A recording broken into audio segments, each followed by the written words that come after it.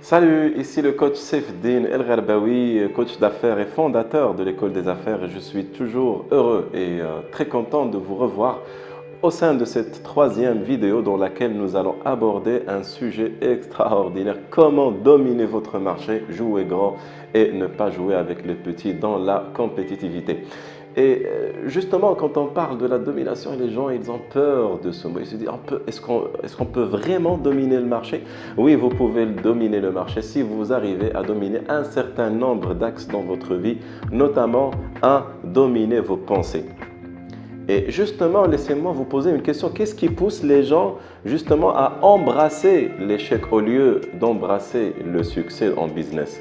Parce qu'ils acceptent le fait d'être accompagnés et accompagner aussi un certain nombre de pensées négatives.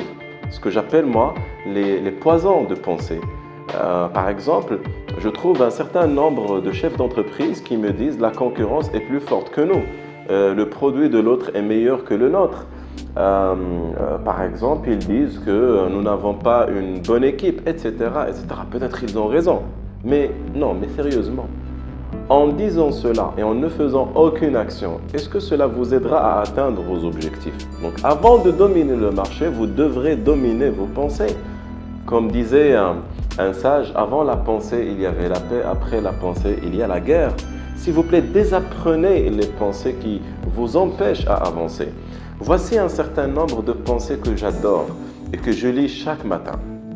La première pensée, et j'écris ça 5 fois, j'excelle, j'excelle, j'excelle, j'excelle, j'excelle. J'adore ça parce que ça me pousse chaque matin, ça me pousse en dehors de ma zone de confort.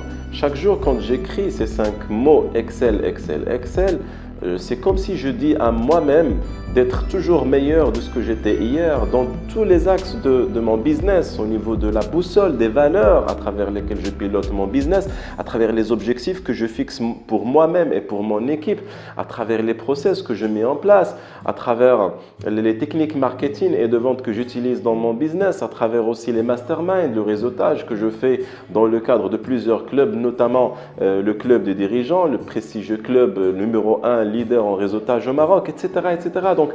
Donc, dominez et alimentez votre cerveau par des pensées positives. La deuxième pensée que je souhaite partager avec vous, c'est si vous n'êtes pas engagé à 125%, d'accord? Ou tout simplement, si vous êtes engagé à 125%, vos équipes vous suivront, mais à 100%. Si vous êtes engagé à 100%, vos équipes le seront à 75%. Si vous êtes engagé à 75%, vos équipes suivront à 50%. Vous comprenez mieux que moi que si vous êtes engagé à 25%, vos équipes, ils seront tout simplement absents et ils ne feront aucun rendement. C'est pour cela que je vous conseille à être engagé et de vous rappeler ça. Engagé, ça veut dire je brûle les navires, je fais les choses, je finalise les travaux et les tâches. Voilà.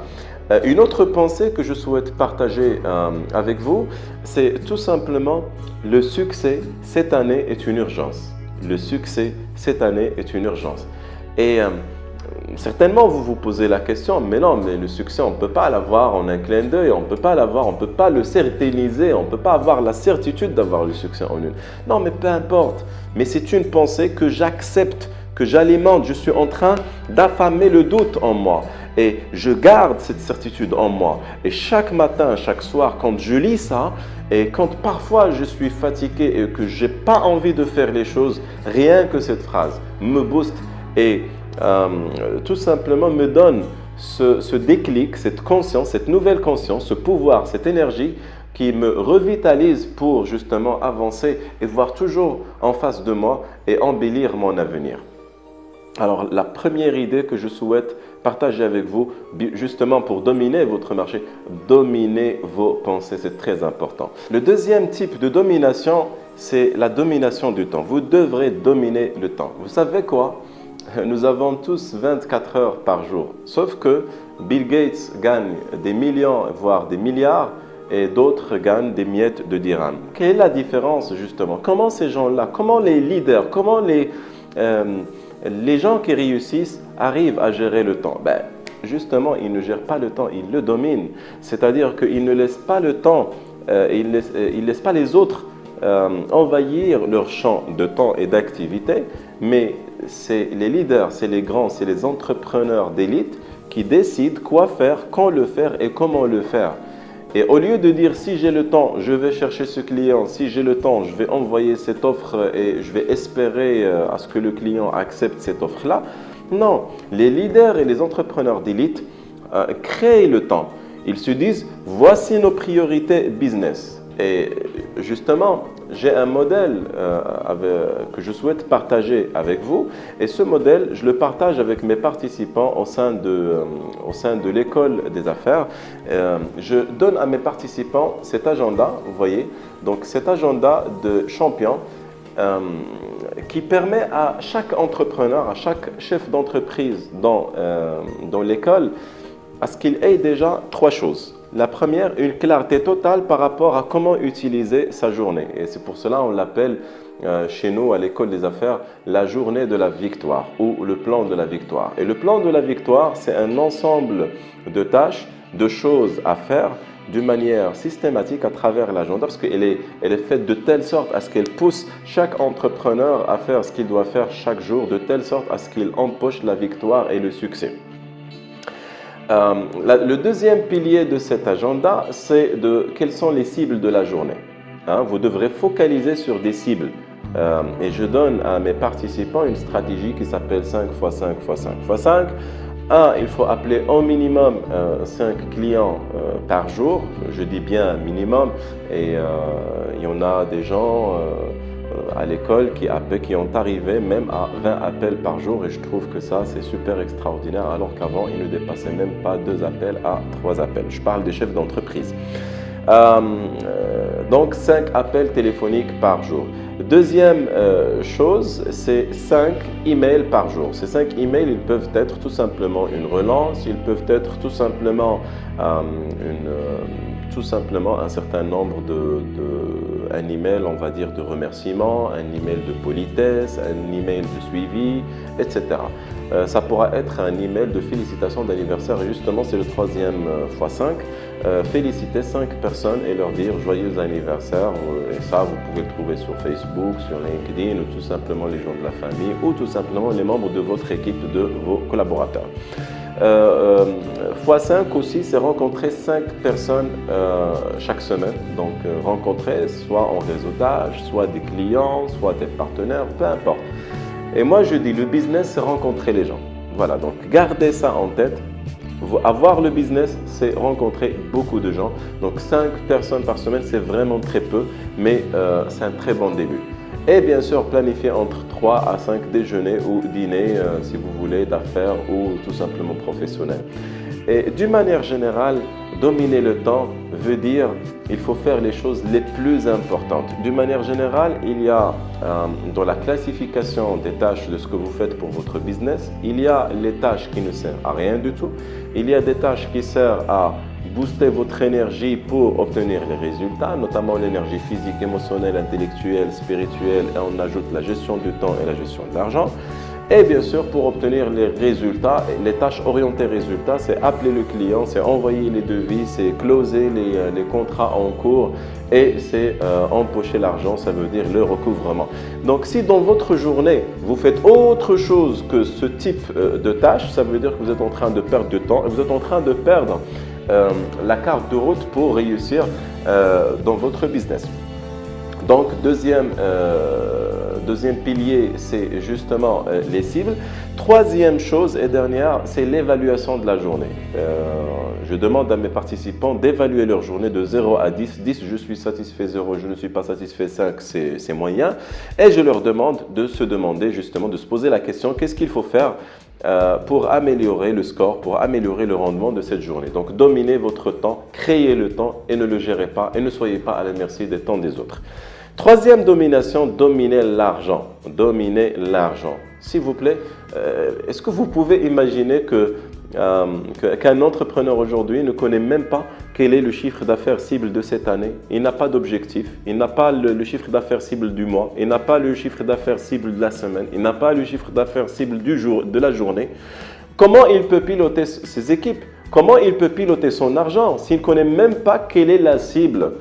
Je connais des entrepreneurs, ils ne connaissent même pas combien ils dépensent par mois. Je connais des entrepreneurs, ils ne connaissent même pas quel est le seuil de rentabilité de leur business. Donc l'idée derrière, c'est que chaque entrepreneur devrait maîtriser, je ne dis pas maîtriser les finances, mais dominer, ça veut dire tout simplement demander à votre comptable, demander aux gens à ce qu'ils vous fournissent l'information. Mais il faut que vous ayez l'information.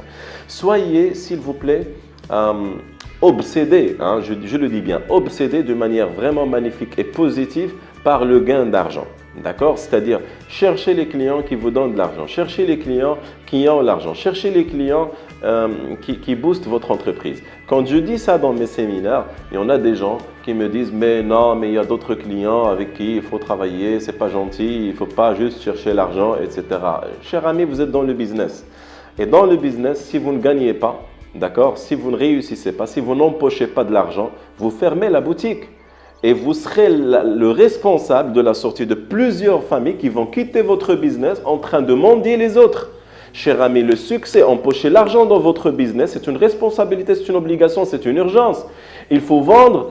Donc ça, c'est il faut un processus magnifique de vente et il faut un processus magnifique de recouvrement. Si vous n'avez pas assez de processus, s'il vous plaît, pourquoi vous avez créé votre entreprise? Dominez l'argent, comptez l'argent, chaque jour, chaque semaine, chaque mois. Ayez des reportings qui vous disent voici le chiffre d'affaires, voilà ce qu'on a, voici les rentrées, voici les sorties, voici les dépenses prévisionnelles sur l'année, voici ce qu'on doit payer, voici ce qu'on ne doit pas payer, etc., etc. Optimisez. Dominer l'argent, ça veut dire chercher l'argent et l'argent que vous avez, il faut vraiment la conserver et il faut bien sûr le gérer de manière vraiment optimale. Un autre élément de la domination, dominer le marketing et la vente. Dominer le marketing et la vente. Et si vous me demandez qu'est-ce qu'il faut apprendre, quelles sont les compétences que je dois apprendre pour être un businessman, pour être un homme d'affaires, pour être un entrepreneur d'élite, c'est très simple. N'importe quel business, il repose sur quoi? Sur obtenir des clients, les faire grandir et les fidéliser. Sauf si vous me dites une autre définition. C'est quoi le business? Obtenir des clients, les améliorer, avoir plus et les fidéliser. C'est ça le business. Donc, qu'est-ce qui va me permettre ça? Le marketing. Pourquoi? Parce que le marketing, c'est un ensemble de processus qui permet, 1, d'acquérir les contacts chauds, 2, les convertir en clients, 3, les faire acheter plusieurs fois, 4, les fidéliser, c'est-à-dire de telle sorte à ce qu'ils vous recommandent à d'autres connaissances, et puis 5, optimiser les investissements marketing de telle sorte, au lieu à ce que l'acquisition d'un client vous coûte, je dis n'importe quoi, 1000 dirhams, il vous coûtera peut-être moins que ça, 800 ou 750 dirhams. Donc, optimiser, dominer le marketing. Soyez formés dans le marketing. Et là, je vais vous parler de la stratégie 3+1 parce que c'est important. Parce que si vous voulez dominer le marché, vous devrez être à jour. Être à jour dans quel domaine? Dans le marketing, dans la vente et dans le business d'une manière générale. Et +1, ça veut dire dans votre métier. C'est-à-dire si vous vendez, je ne sais pas, si vous êtes un menuisier, vous devrez être numéro 1 en menuiserie. Et bien sûr, apprendre derrière le marketing, la vente et le business autour de ça. Alors, je vous donne maintenant quelles sont les techniques justement pour être numéro 1 dans votre domaine, que ce soit au niveau technique ou au niveau business. La première des choses, vous devrez apprendre. Vous devrez être formé en marketing, en vente et en business. Oui, les entrepreneurs d'élite, ils sont à jour. Ils se forment en marketing. Ils voient un peu ce qui se passe au niveau, par exemple, du marketing orchestré, le neuromarketing, le marketing digital, le marketing numérique. Ils sont à jour. Donc, formez-vous en ça et mettez en place ça. Alors, je rencontre des chefs d'entreprise, on me dit « Non, non, j'ai envoyé le service marketing, j'ai envoyé mon service vente, j'ai envoyé mon service technique. » Non, cher ami, non, vous devrez, vous être formé avec votre équipe et être engagé dans la formation à concurrence de 125%. Vous participez, vous êtes expert, vous comprenez les choses, etc. etc. Et même vous contrôlez l'implémentation des choses qui se trouvent dans votre business. Formez-vous dans la vente, c'est très important. Il faut être, comme j'ai dit dans l'autre vidéo, il faut être un master dans la vente parce que si vous ne l'êtes pas, vous ne pouvez pas convaincre ni le client ni vos équipes pour aller et avancer avec vous à pas de géant. Troisième des choses, formez-vous en business. Lisez sur le business. Lisez sur les meilleurs business dans le monde. Lisez les meilleures franchises qui ont réussi durant les 3 dernières années. Regardez leur système. Regardez un peu les processus. Regardez comment ils forment leurs équipes. Copiez et collez ce qui marche chez eux. Regardez un peu ce qui se passe dans le monde. Regardez les business en Suède, par exemple. Moi, j'ai lu un article qui dit que les meilleurs créatifs en business, c'est les Suédois. Ah, donc, allez-y, cherchez les idées chez eux et implémentez ça dans votre business. Formez-vous. Donc, la clé numéro 1, formez-vous pour justement dominer le métier et le business. Donc, formez-vous. 2, lisez des livres et lisez auprès des experts. Lisez des livres pratiques et non pas théoriques.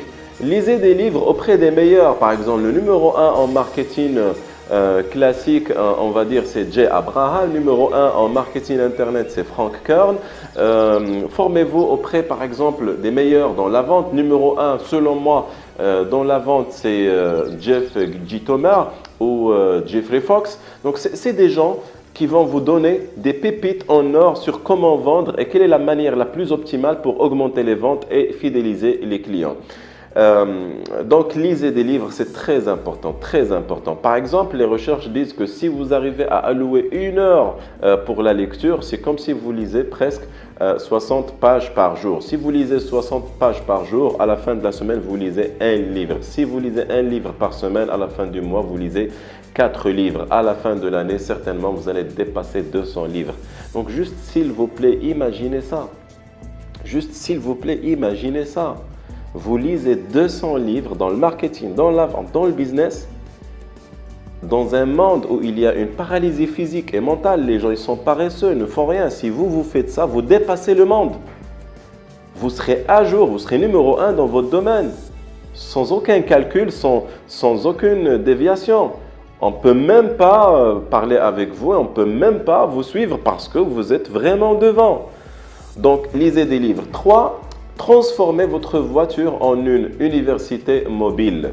Ça veut dire chercher des audios de motivation, des audios de développement personnel, de développement managérial, de développement business. Mettez-les dans votre voiture et écoutez pendant que vous conduisez. Donc, les statistiques disent que vous passez en moyenne, dans les moyens de transport, en moyenne entre 3 à 4 heures par jour. Je trouve que c'est énorme et c'est vraiment absurde de perdre 4 heures en voiture sans écouter quelque chose qui nous fait avancer.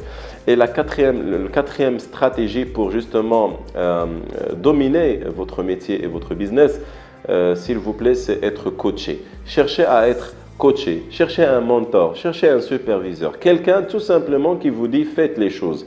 Un jour, j'étais en train de discuter avec quelqu'un, il m'a dit Monsieur El-Gharbaoui, j'ai bien suivi votre conseil, juste là actuellement, je suis en train de chercher le meilleur coach, je suis en train de chercher la meilleure information, je suis en train de chercher la meilleure stratégie, la meilleure technique.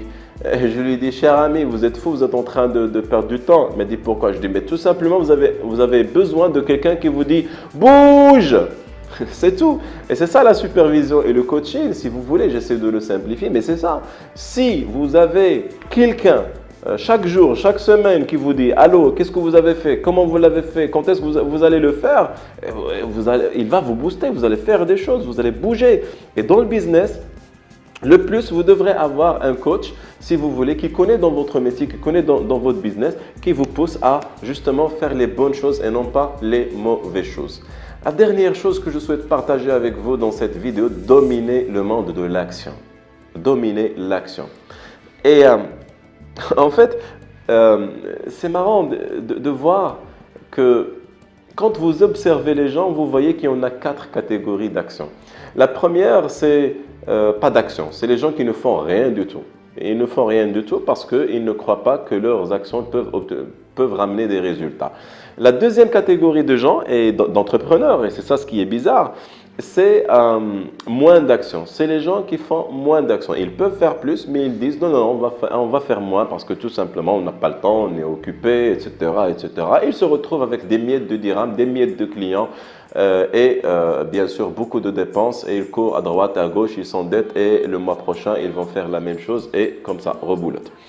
Troisième catégorie de personnes dans les actions, c'est les mauvaises actions. Les gens qui font de mauvaises actions. C'est-à-dire ils ne se forment pas, ils ne suivent pas les conseils, ils ne savent pas c'est quoi le business, ils ne vendent pas et ils ne foutent rien tout simplement. Ils font des choses mais ils sont mauvaises. Bon.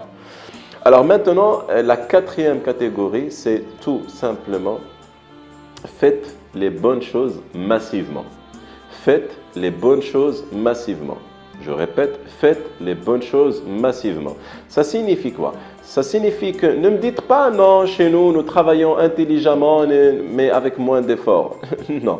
Si vous êtes passionné par votre métier, il n'y aura pas de l'effort. Faites les bonnes choses, ça c'est bien, mais faites-le massivement. Si vous devrez appeler 2 clients, appelez 20. Si vous devrez envoyer 2 devis, envoyez 20. Si vous devrez contacter un seul client, contactez 200. Si vous devrez recruter un commercial, recrutez 4.